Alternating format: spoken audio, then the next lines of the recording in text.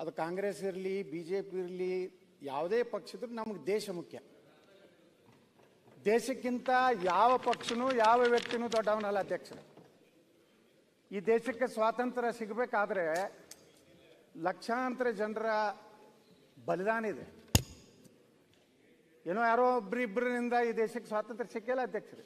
ಎಲ್ಲೋ ಹಳ್ಳಿಗಳಲ್ಲಿರುವಂತಹ ಸಾಮಾನ್ಯ ಯುವಕರು 23-24 ವರ್ಷದಲ್ಲೇ ಭಗತ್ ಸಿಂಗ್ ಅಂತವರು ಗಲ್ಲಿಗೇರಿಸುವಂಥದ್ರ ಜೊತೆಗೆ ನೂರಾರು ವರ್ಷಗಳ ತಪಸ್ಸಿನ ಫಲ ಇವತ್ತು ಭಾರತಕ್ಕೆ ಸ್ವಾತಂತ್ರ್ಯ ಸಿಕ್ಕಿದೆ.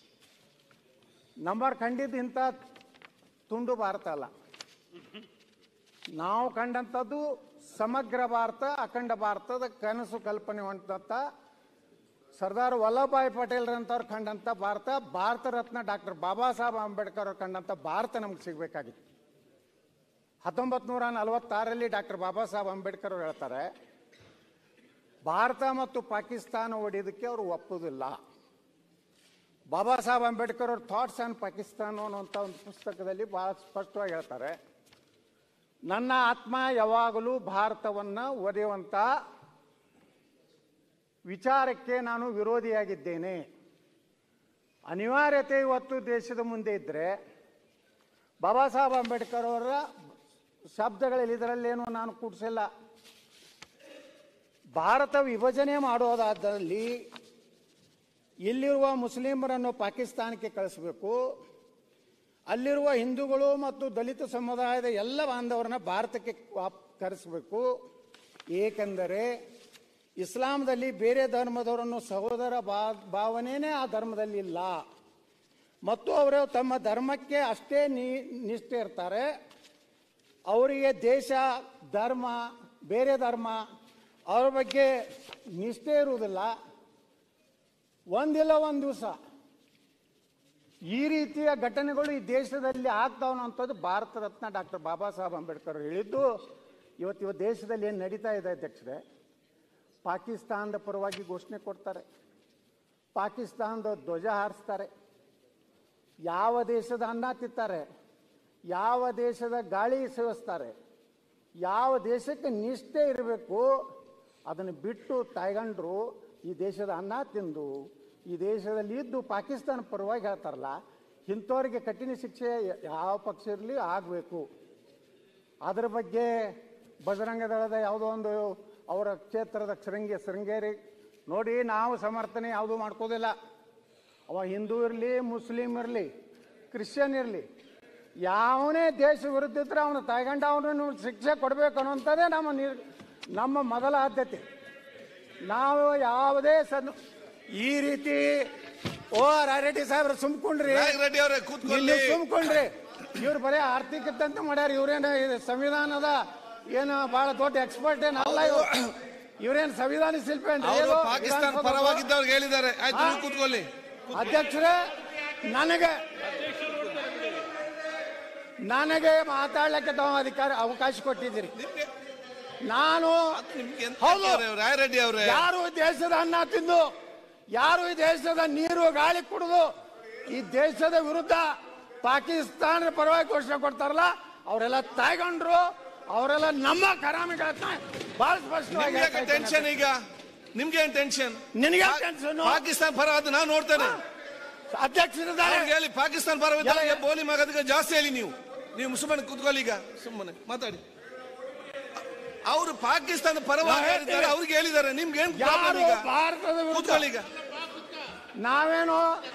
ನಾವು ಅಧ್ಯಕ್ಷರೇ, ನಾವು ಕಾಂಗ್ರೆಸ್ಗೆ ಬೈದಲ್ಲ, ನಾವು ಮುಖ್ಯಮಂತ್ರಿಗೆ ಬೈದಲ್ಲ. ಯಾರು ದೇಶದ ವಿರುದ್ಧ ಈ ರೀತಿ ಮತ್ತೆ ಏನ್ರಿ ಅವರು ಪಾಕಿಸ್ತಾನ ಪರವಾಗಿದ್ದವರಿಗೆ ಏನ್ ಬೇಕಾದ್ರು ಹೇಳಿ, ಅದನ್ನ ನಾನು ಒಪ್ಪಿಗೆ ಕೊಡ್ತೇನೆ. ಮುತ್ತೈದೆ ಮಕ್ಕಳು ಅಂತ ಕರಿಬೇಕಾ? ಏನು ಅವ್ರ ಮುತ್ತೈದೆ ಮಕ್ಕಳು, ಅವ್ರು ಮೈ ಬ್ರದರ್ಸ್ ಅನ್ಬೇಕಾ? ಏನ್ರಿ ಅಧ್ಯಕ್ಷರೇ, ಇವತ್ತು ನಮ್ಮ ದೇಶ ಇವತ್ತು ಪಾಕಿಸ್ತಾನದ ಪರವಾಗಿ ಇವತ್ತು ಭಾಳ ಘಟನೆಗಳಾಗ್ತಾ ಇದೆ. ನಾನು ಮುಖ್ಯಮಂತ್ರಿಗಳಲ್ಲಿ ವಿನಂತಿ ಮಾಡ್ಕೋತೀನಿ, ಅಧಿಕಾರ ಬರ್ತದೆ ಹೋಗ್ತದೆ, ಯಾರು ಮುಖ್ಯಮಂತ್ರಿ ಆಗ್ತಾರೋ ಯಾರು ಇರುವುದಿಲ್ಲೋ ಅದು ಜನರ ಕೈಯಾಗಿದೆ. ಆದ್ರೆ ಒಂದು ಮಾತ್ರ ಯಾವುದೇ ಪಕ್ಷ ಬರಲಿ, ದೇಶ ವಿರೋಧಿ ಚಟುವಟಿಕೆ ನಡೆದಾಗ ನಿರ್ದಾಕ್ಷಿಣ್ಯವಾಗಿ, ಇಲ್ಲಾಂದ್ರೆ ನೋಡ್ರಿ ನಿಮ್ಮನ್ನ ಬಿಟ್ಟು ಅವ್ರು ಓಟ್ ಹಾಕೋರ ಯಾರಿಗೆ ಆಗ್ತಾರೆ? BJPಗೆ ಹಾಕ್ತಾರೆ. ಸ್ವಲ್ಪ ಕುಮಾರಣ್ಣಗೆ ಹಾಕ್ತಿದ್ರು, ಅವ್ರ ಕಡೆ ನಮ್ಮ ಕಡೆ ಬಂದ್ಮ್ಯಾಗ ಅವ್ರಿಗೂ ಆಯ್ತು. ಈಗ ರಾಜಕೀಯ ಬೇಡ, ಮತ್ತೆ ಬನ್ನಿ ಟು ದಿ ಪಾಯಿಂಟ್. ಎಲ್ಲ ಸಾಲಿಡ್ ಓಟ್ ನಿಮಗೆ ಅದಾವ. ಆದ್ರೆ ನೀವು ಅಧ್ಯಕ್ಷರೇ ಅದೇ ರೀತಿ ಬರಲಿ. ಅಧ್ಯಕ್ಷರೇ, ಬೆಳಗಾವಿಯಲ್ಲಿ ಪಾಕಿಸ್ತಾನ ಧ್ವಜ ಹಾರಿಸ್ತಾರಲ್ಲ, ಇವ್ರು ಇಲೆಕ್ಷನ್ ಗೆದ್ದ ಮೇಲೆ Asif Sait I will give the chance. ಆಯ್ತು, ಆಸಿಫ್ ಸೇಠ್ ಕೂತ್ಕೊಳ್ಳಿ.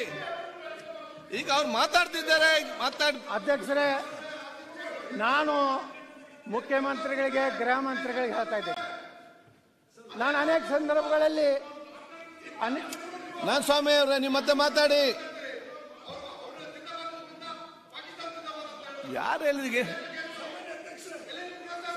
ಈ ನರೇಂದ್ರ ಸ್ವಾಮಿ ಅವರೇ ಟೆಂಡರ್ ಕೊಟ್ಟಿರಿ. ನಾನು ಸ್ವಾಮಿ ಅವರೇ, ಏನ್ರಿ ನರೇಂದ್ರ ಸ್ವಾಮಿದು?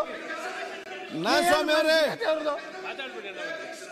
ಅಧ್ಯಕ್ಷರೇ, ಈ ನರೇಂದ್ರ ಸ್ವಾಮಿ ಅವರು ಈಗ ನಾನು ಬಾಬಾ ಸಾಹೇಬ್ ಅಂಬೇಡ್ಕರ್ ಅವರ ವಿಚಾರವನ್ನ ಇದು ಮಾಡಿದಾಗ ಅವರು ಅದ್ರ ಏನು ಮಾತಾಡಲಿಕ್ಕೆ ನೈತಿಕತೆ ಇದೆಯಾ? ಇವತ್ತು ಅಂಬೇಡ್ಕರ್ ಅವ್ರ ಬಗ್ಗೆ ಹೇಳಿದ್ದು ನಾ ಅಲ್ಲ. ಆಯ್ತು, ಈಗ ನೀವು ಸಬ್ಜೆಕ್ಟ್ ಬನ್ನಿ. ಅದ್ರ ಬಗ್ಗೆ ಹೇಳಲಾರ್ದೆ ಯಾವ್ಯಾವುದೋ ವಿಷಯವನ್ನ ಫಿನಿಶ್. ಅಧ್ಯಕ್ಷರೇ, ಯಾರೇ ಜಗತ್ತಿನ ಯಾವ ಶಕ್ತಿನೂ ನಂದು ಅನಗತ್ಯವಾಗಿ ನಂದು ಸ್ವಾಮಿ ಅವರೇ ಸಾಧ್ಯ ಇಲ್ಲ. ಸ್ವಾಮಿ ಅವರು, ಅಧ್ಯಕ್ಷರೇ,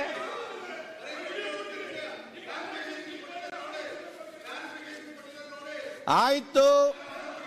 ನಂದು ಸ್ವಾಮಿ ಅವರೇ,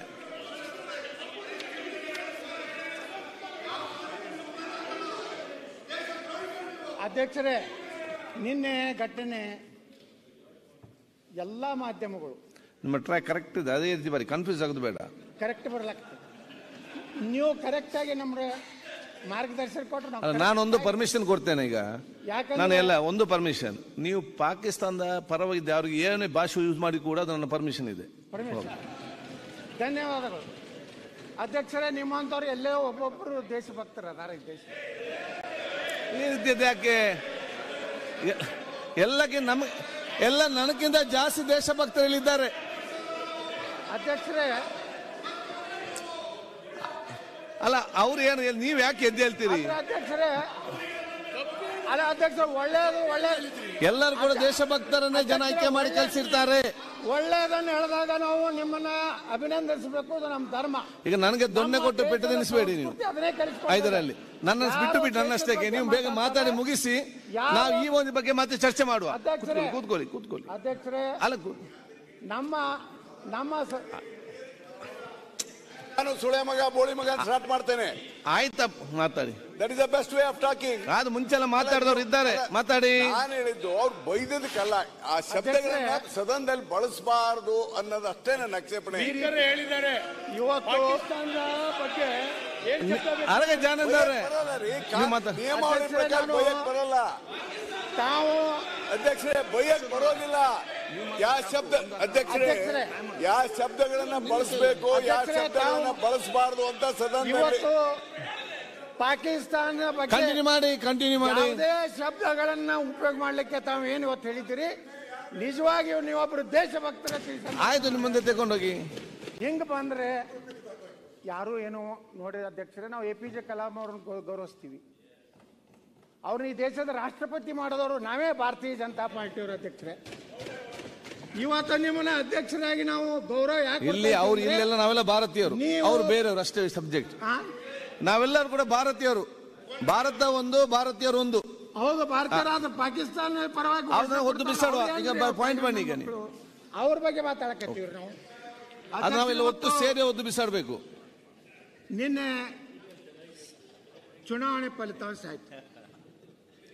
ಫಲಿತಾಂಶ ಆದ್ಮೇಲೆ ಸಹಜವಾಗಿ ಕಾಂಗ್ರೆಸ್ ಪಾರ್ಟಿಗೆ ಜಯಕಾರ ಹಾಕ್ಬೋದು, ಅಭ್ಯರ್ಥಿಗೆ ಜಯಕಾರ ಹಾಕ್ಬೋದು, ಎಲ್ಲನೂ ಸರಿ. ಆದರೆ ಪಾಕಿಸ್ತಾನ ಎಲ್ಲಿದು ಬರ್ತಾರೆ? ಇದು ಏನು ಅವಶ್ಯಕತೆ ಇತ್ತು ಪಾಕಿಸ್ತಾನ? ಇದು ನಾವೇನು ಸೃಷ್ಟಿ ಮಾಡಿಲ್ಲ. ಇಡೀ ನಮ್ಮ ಮಾಧ್ಯಮಗಳು, ಅದು ನಮ್ಗೆ ಗೊತ್ತಿಲ್ಲ ಅಧ್ಯಕ್ಷರು. ತಾವು ಬಾಲಬ್ರು ಕರೆದಿದ್ರೆ ನಾವು ಅಲ್ಲಿ ಊಟಕ್ಕೆ ಬಂದಿದ್ದೀವಿ. ಊಟ ಮಾಡಕತ್ತಿದ್ವಿ. ಅವಾಗ ಸುದ್ದಿ ಬತ್ತು ಹಿಂಗೆ ಏನೋ ಘಟನೆ ಆಗಿದೆ ವಿಧಾನಸಭೆಯಲ್ಲಿ. ಅಲ್ಲ, ನಾನು ಬಾಲಬ್ರಿಗೆ ಯಾಕೆ ಕರೆದಂತ ಹೇಳಿದ್ರೆ, ಇಲ್ಲ ನೀವೆಲ್ಲ ಕೂಡ ಯಾವ ಯಾವ ಹೋಟೆಲಲ್ಲಿ ಹೋಗಿ ಬಾಡಿಗೆಯಲ್ಲಿ ಕೂತ್ಕೊಂಡು ಈಗ ನಿಮ್ಮ ಸ್ವಂತ ಮನೆ ಅದು, ಅಲ್ಲಿ ಬಂದು ಊಟ ಮಾಡಿ ಅಂತ ಕರೆದಿದ್ದೆ. ಇಲ್ಲ, ಒಳ್ಳೆ ಕೆಲಸ ಮಾಡ್ರಿ ಅಧ್ಯಕ್ಷರೇ. ಅಲ್ಲಿ ಜೂಜಾಟ ಒಂದು ಅವಕಾಶ ಕೊಡ್ಬೇಡ್ರಿ. ಈ ಇಸ್ಪೇಟ್ ಕಂಪನಿ ಮೊನ್ನೆ ಒಂದು ಯಾವುದೋ ಹೋಟೆಲ್ನಲ್ಲಿ 20 ಬಿಡಬೇಡಿ, ಅದು ಮತ್ತೆ ಚರ್ಚೆ ಮಾಡಿದ್ರೆ ಮಿಸ್ ಆಗೋದು ಬೇಡ. ಈಗ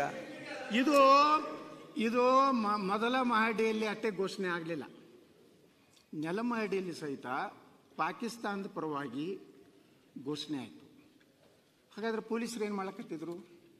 ಅಲ್ಲೇ ಒಟ್ಟೆ ಇಂಥ ಯಾವುದು ಒಂದು ಸಮುದ್ರದಂಗೆ ಜನ ಬತ್ತು. ಪಾಪ 3 ಮಂದಿ ರಾಜ್ಯಸಭಾ ಸದಸ್ಯರಾದ್ರೆ ಅಷ್ಟು ಜನ ಬಂದಿರಲಿಲ್ಲ. ಒಂದೇ ಸಮುದಾಯದವ್ರ ಒಳಗೆ ಬಂದು ಈ ರೀತಿ ಘೋಷಣೆ ಕೊಡೋದು, ಇದರ ಅರ್ಥ ಏನು? ಅಂದ್ರೆ ಕಾಂಗ್ರೆಸ್ಸಿನ ಮಾನಸಿಕತೆ ಏನು? ಯಾವುದೋ ಒಂದು ಕೋಮನ್ನ ವೋಟ್ ಬ್ಯಾಂಕಿನ ಸಲುವಾಗಿ ಪ್ರಚೋದನೆ ಮಾಡೋದ್ರಿಂದ ಇವತ್ತು ಕಾಂಗ್ರೆಸ್ಸು ಇದೊಂದು ದೇಶ ವಿರೋಧಿ ಚಟುವಟಿಕೆಗೆ ಕುಮ್ಮಕ್ಕು ಕೊಡ್ತಾ ಇದೆ ಅಂತ ನೇರವಾಗಿ ನಾನು ಆರೋಪವನ್ನು ಮಾಡ್ತಾ ಇದ್ದೇನೆ ಅಧ್ಯಕ್ಷರೇ. Thank you. ಇವತ್ತು ಅಧ್ಯಕ್ಷರೇ, ಮೊನ್ನೆ ನೀವೊಂದು ನಿರ್ಣಯ ಮಾಡಿದ್ರಿ, ನಮ್ಮ ಕರ ನಮ್ಮ. ಇವತ್ತು ಸಹ ಈ ಸದನದಲ್ಲಿ ಈ ಘಟನೆಯನ್ನು ಖಂಡಿಸಿ ಸರ್ವಾನುಮತದಿಂದ ಇನ್ನು ಮೇಲೆ ಕರ್ನಾಟಕದಲ್ಲಿ ನಾ ಮಾನ್ಯ ಮುಖ್ಯಮಂತ್ರಿಗಳಿಗೆ, ಗೃಹ ಮಂತ್ರಿಗಳಿಗೆ ವಿನಂತಿ ಮಾಡ್ಕೋತೀನಿ, ಇಂಥ ದೇಶದ್ರೋಹಿಗಳಿಗೆ, ದೇಶದ ಬಗ್ಗೆ ಮಾತನಾಡುವಂಥವ್ರು ಬೇರೆ ದೇಶವನ್ನು ಜೈಕಾರ ಹಾಕೋತನ್ನು ನಮ್ಮ ಸರ್ಕಾರ, ಕರ್ನಾಟಕ ಸರ್ಕಾರ ಯಾವುದೇ ರೀತಿಯಲ್ಲಿ ಅವಕಾಶ ಕೊಡೋದು, ಅದನ್ನು ಸಮರ್ಥನೆ ಮಾಡ್ಕೊಂಥದ್ದು ಯಾವುದೇ ಸಂದರ್ಭದಲ್ಲಿ ನಾ ಮಾನ್ಯ ಎಲ್ಲ ಶಾಸಕರ ಸಚಿವರಿಗೆ ವಿನಂತಿ ಮಾಡ್ಕೋತೀನಿ, ಇದು ಸಮರ್ಥನೆ ಮಾಡ್ಕೋದಲ್ಲ. ನೀವು ಹಿಂಗೆ ಸಮರ್ಥನೆ ಮಾಡ್ಕೋತ ಬಂದೇ ಲೋಕಸಭೆಯಲ್ಲಿ ವಿರೋಧ ಪಕ್ಷ ನಾಯಕ ಸ್ಥಾನಕ್ಕೂ ಅನರ್ಹರಾಗಿದ್ದೀರಿ. ರಾಜ್ಯಕ್ಕೆ ಬಿಟ್ಟು ಬಿಡಿ. 2024 ಈ ದೇಶದಲ್ಲಿ ಉಳಿದಿಲ್ಲ. ನ್ಯಾಷನಲ್ ಇಂಟ್ರೆಸ್ಟ್ ದೇಶದಲ್ಲಿ ಸ್ಟೇಟ್ ಇಂಟ್ರೆಸ್ಟ್ ಮಾತ್ರ. ಕಾಂಗ್ರೆಸ್ ಇವತ್ತು ಒಂದ್ ರೀತಿ ಪಾಕಿಸ್ತಾನ ಏಜೆಂಟರಾಗಿ ಪಾಕಿಸ್ತಾನ ದೇಶದ ಒಂದು ಈಗ ನೋಡಿ, ನೀವು ಡೈವರ್ಟ್ ಮಾಡ್ಲಿಕ್ಕೆ ಹೋಗಬೇಡಿ. ಈ ರೀತಿ ಮಾತಾಡಿದ್ರೆ ಆಗುದಿಲ್ಲ. ನೀವು ನಿಮ್ಮ ಟಾರ್ಗೆಟ್ ಯಾರು ಅಂತ ಆಲೋಚನೆ ಮಾಡಿ ರಾಜ್ಯಕ್ಕೆ ಒಂದು ಬೆಳೆಸಲಿಕ್ಕೆ ಹೋಗಬೇಡಿ. ನರೇಂದ್ರ ಸ್ವಾಮಿ ಅವರು ಸಿಂಧಿಗೆಯಲ್ಲಿ ಯಾರು ಹಾಕಿದ್ರಿ? ನರೇಂದ್ರ ಸ್ವಾಮಿ ಅಧ್ಯಕ್ಷರೇ, ಅವ್ರು ಕೇಳಿ ಸಿಂಧಿಗೆಯಲ್ಲಿ ಜೆಂಡಾ ಹಾರಿಸಿದ್ರು. ಪಾಕಿಸ್ತಾನ ಜೆಂಡಾ ಹಾರಿಸಿ ಇವತ್ತು ಏನ್ ಹೇಳಿದ್ರು? ಮುಸಲ್ಮಾನರು ಮಾಡಿದ್ದಾರೆ ಅಂತ ಗಲಾಟೆ ಮಾಡಿದ್ರು. ಎನ್ಕ್ವೈರಿ ಆಯ್ತು, ಪೊಲೀಸ್ಗೆ ಸಿಕ್ಕಂದ್ರು. ಯಾರವರು ಗೊತ್ತಿಲ್ವಾ? ಬಸನ್ ಕೊಡ್ರಿ ನಮ್ಗೆ. ಯಾರವ್ರು ನಿಮ್ಗೆ ಗೊತ್ತಿಲ್ವಾ? ಷಡ್ಯಂತ್ರ ಮಾಡೋದು ನೀವು, ತೋರಿಸೋದು ಮುಸಲ್ಮಾನರನ್ನ. ನಾವು ಹೋರಾಟ ಮಾಡಿದ್ದೀನಿ ಅದ್ರ ಬಗ್ಗೆ. ಮಾಡೋದು ನೀವು. ಸಿಂಧಿಗೆಯಲ್ಲಿ ಹಾರಿಸಿ ಜೆಂಡಾ ಅಲ್ಲಿ ಹೆಸರುಗಳಿದಾವೆ. ನಾನು JDS ಎಲ್ಲರ ಹೆಸರುಗಳಿದಾವೆ. ಅದನ್ನ ಹೋರಾಟ ಮಾಡಿದವರು ನಾವು. ಅವ್ರು ಯಾರು ಮಾಡಿದ್ರೆ ನೀವು ಹೋರಾಟ ಮಾಡ್ಲಿಲ್ಲ, ನಾ ಹೋರಾಟ ಮಾಡೀನಿ ಸಿಂಧಿಗೆಯಲ್ಲಿ. ನೀವೇನ್ ಮಾಡಿ ತಿಳ್ಕೊಂಡ್ರಿ? ನೀವೇನು ಮಾಡಿಲ್ಲ. ಒಂದು ಸಿಕ್ಕೊಂಡವ್ರು ನಿಮ್ಮವ್ರು. ನೀವೇನು ಸುಡಗಾಡ ಮಾಡಲ್ಲ. MP ಪಾಲ್ರ ಸಿಕ್ಕೊಂಡವ್ರು ನಿಮ್ ಬೆಂಬಲಿಗರು ಮಾಡಿದ್ದು. ಸಿಕ್ಕೊಂಡವ್ರು ನಿಮ್ ಬೆಂಬಲಿಗರು ಎಕ್ಸ್ಪೋಸ್ ಆಗಿದ್ರಿ ನೀವು ಅಷ್ಟೇ. ಆಯ್ತು. ನರೇಂದ್ರ ಸ್ವಾಮಿ ಅವರು, ನಾನು ಹೇಳಿದ ಆಕ್ಷೇಪಣೆ ಏನಂದ್ರೆ, ಅವ್ರು ಮಾತಾಡಿದ್ಕಂತ ಏನು ಆಕ್ಷೇಪಣೆ ಇಲ್ಲ. ಕೆಲವು ಶಬ್ದಗಳನ್ನ ಇಲ್ಲಿ ಮಾತಾಡ್ಲಿಕ್ಕೆ ಬರೋದಿಲ್ಲ. ಆಯ್ತು ಅಂತ ಪದಗಳನ್ನ ತೆಗೆದಾಕ್ಬೇಕು. ನಾನ್ ಮಾತಾಡಿದ್ರೆ ಸರಿ ಇರುತ್ತಾ ಅಂತ ಹೇಳಿ ದಯಮಾಡಿ ನಾನ್ ಮಾತಾಡಿದ್ದು ತೆಗ್ಸಾಕಿ, ಅವ್ರು ಮಾತಾಡಿದ್ದು ತೆಗ್ಸಾಕಿ. ನಾನೇನು ಪರ್ಪಸ್ಲಿ ಮಾತಾಡ್ಲಿಲ್ಲ. ಈ ಶಬ್ದ ಮಾತಾಡಿದ್ರೆ ತಪ್ಪು ಅಂತ ಹೇಳಿದೆ ನಾನು. ಅವ್ರಿಗೇನ್ ಪಾಕಿಸ್ತಾನದ ಪರವಾಗಿ ಮಾತಾಡಿದವ್ರಿಗೆ ಶಿಕ್ಷೆ ಕೊಡಿಸ್ಲಿ. ಆಯ್ತು, ಒಂದು ನಿಮಿಷ ಕೊಡಿ, ಒಂದು ನಿಮಿಷ ಅವಕಾಶ ಕೊಡ್ರಿ. ರೆಡಿ, 1 ಸೆಕೆಂಡ್ ಅವಕಾಶ ಕೊಡಿ. 1 ಸೆಕೆಂಡ್ ನೋಡಿ.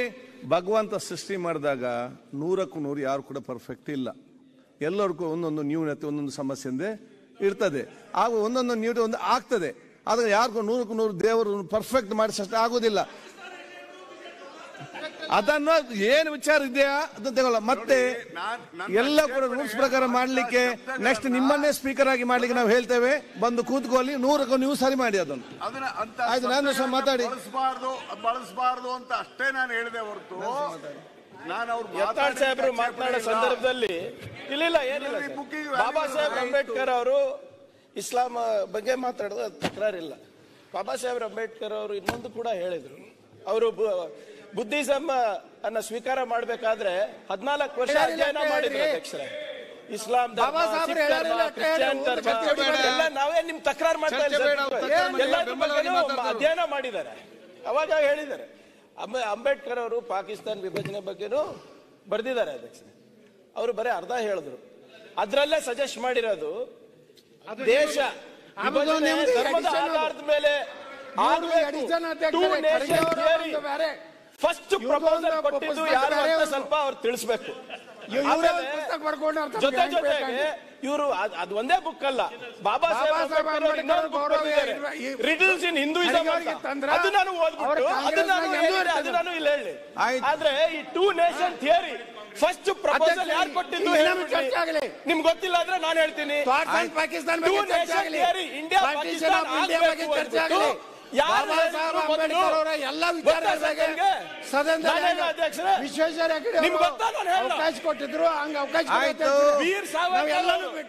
ವೀರ್ ಸಾವರ್ಕರ್ ಅವರು 2 ನೇಷನ್ ಥಿಯರಿ ಫಸ್ಟ್ ಪ್ರಪೋಸ್ ಮಾಡಿದ್ದು. ಈ ದೇಶ ವಿಭಜನೆ ಆಗ್ಬೇಕಂದ್ಬಿಟ್ಟು ಅವ್ರು ಗುರುಗಳು ಸಜೆಸ್ಟ್ ಮಾಡಿದ್ದು. ನೋಡಿ, ಇತಿಹಾಸ ಕಳ್ಕೊಳ್ರಿ, ದಾಖಲೆ ಕೊಡ್ರಿ. ಆಯ್ತು, ಮಾತಾಡಿದ್ರಲ್ಲ, ಗುರುಗಳ ಬಗ್ಗೆ ಇವ್ರಿಗೆ ಗೊತ್ತಿಲ್ಲ. ಆಯ್ತು, ಚಾಲೆಂಜ್ ತಿಳ್ಕೊಳ್ಳಿ. ಬಾಬಾ ಸಾಹೇಬ್ ಅಂಬೇಡ್ಕರ್ ಅದ್ರ ಬಗ್ಗೆ ಆಕ್ಷೇಪ ಮಾಡಿದ್ದಾರೆ. ಅದಕ್ಕೆ ನಾನು ಇನ್ನೊಂದು ಮೀಟಿಂಗ್ ಇಟ್ಕೊಳ್ತೇನೆ. ಎಷ್ಟು ವರ್ಷ ಅಂತ ಹೇಳ್ತೀರಾ ಸರ್? ಸಾವರ್ಕರ್ ಅವ್ರು ಏನ್ ಮಾಡಿದ್ರು ಅದನ್ನು ಹೇಳಿ. ಪ್ರಿಯಾಂಕ ಅವರೇ, ಆಮೇಲೆ ಸರ್ ರಿಡಲ್ಸ್ ಇನ್ ಹಿಂದೂಯಿಸಂ ನೋಡಿ ಓದಿದ್ದೀರಾ? ಪ್ರಿಯಾಂಕ ಅವರೇ, ಇಲ್ಲ, ಬಾಬಾ ಸಾಹೇಬ್ ಅಂಬೇಡ್ಕರ್ ಹೇಳ್ತಾ ಇದಾರಲ್ಲ, ನಾನಲ್ಲ ಸರ್, ಬಾಬಾ ಸಾಹೇಬ್ ಹೇಳಿದ್ದು. ನೀವು ಓದಿದ್ದೀರಾ ಅಂತ ಹೇಳ್ತಾ ಇದ್ರಲ್ಲ, ಅದ್ರ ಬಗ್ಗೆ ನೋಡಿ, ಬ್ರಹ್ಮ ಬಗ್ಗೆ ಬರ್ದಾರ, ಮಹೇಶ್ವರ್ ಬಗ್ಗೆ ಬರ್ದಾರ, ಸರಸ್ವತಿ ಚರ್ಚೆ ಮಾಡ್ತಾರೆ. ಎಲ್ಲ ಗೊತ್ತಿರುವಂತ ವಿಚಾರವೇ. ನಾನು ಹೇಳ್ತೀನಿ, ಎಲ್ಲ ನಾನು ಸ್ವಾಮಿ ಮಾತಾಡಿ. ವೀರ್ ಸಾವರ್ಕರ್ ಓದಿವಿ. ನಾನು ಸ್ವಾಮಿ ಮೈಕ್ ಯಾಕೆ ಇಷ್ಟ ಸರಿ ಇತ್ತು? ಮೈಕ್ ಕನೆಕ್ಷನ್ ಕೊಟ್ಟು